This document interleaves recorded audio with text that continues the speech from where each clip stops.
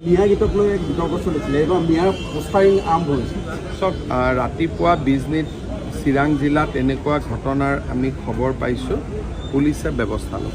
online fraud বহুত বাঢ়িছে stock মাৰ্কেটত বিনিয়োগৰ নামত যিসকলে টকা পইচা লৈছে মই সাধাৰণ ৰাইজক জনাব খোজোঁ যে এনেকুৱা কোনো ব্যৱস্থা নাই আৰু নটাৰী পাব্লিক কৰি যি বোলে আমি ইমান % সুদ দিম এনেকুৱা এই ধৰণৰ ঘটনা একেবাৰে প্ৰবঞ্চকৰ কাম ফাঁকিবাজি কাম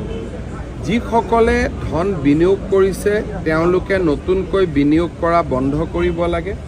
এনেকুৱা কোনো ধৰণৰ ষ্টক ব্ৰকাৰ আইনমতে তেওঁলোকে এনেকৈ ষ্টক ব্ৰকিঙৰ কাম কৰিব নোৱাৰে এইটো একেবাৰে আইন বিৰোধী কাম আজি পুলিচে একশ্যন লৈছে অহা কেইবাটাও দিনত আৰু একশ্যন ল'ব মই ৰাইজক এটাই অনুৰোধ কৰিম যে ষ্টক মাৰ্কেটত কোনোবাই সোমাব খুজিলে তাত ডিমেট একাউণ্ট খুলিব লাগে তাত এটা পূৰ্ণ ব্যৱস্থা আছে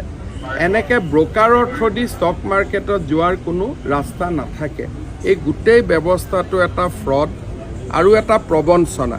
ইয়াৰ পৰা সাধাৰণ ৰাইজ আঁতৰি থাকিব লাগে নহ'লে এনেই বহুত টকা ৰাইজৰ ওলাই যাব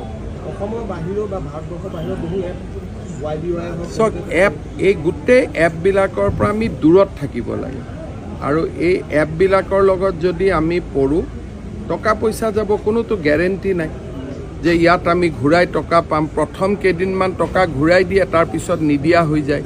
সেইকাৰণে ইমান কষ্ট উপাৰ্জিত ধন এইবিলাকত ব্যৱহাৰ নকৰাই ভাল চব এতিয়া পুলিচে আনুষ্ঠানিকভাৱে কেছ লৈছে যিহেতু পুলিচে কেছ লৈছে আজিও এৰেষ্ট হৈছে আৰু অহা কিছুমান দিনত এনেকুৱা এৰেষ্ট হৈ থাকিব আৰু আমি এই গোটেই চক্ৰটো অসমত আমি ভাঙি দিয়াৰ বাবে চেষ্টা কৰিম ছাৰ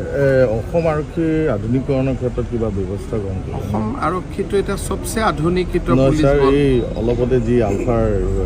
বোমা নিষ্ক্ৰিয় কৰাৰ ক্ষেত্ৰত আমি কথা এটা বেলেগ ঘটনা আছিল এইটো তাতে থাকিব দিম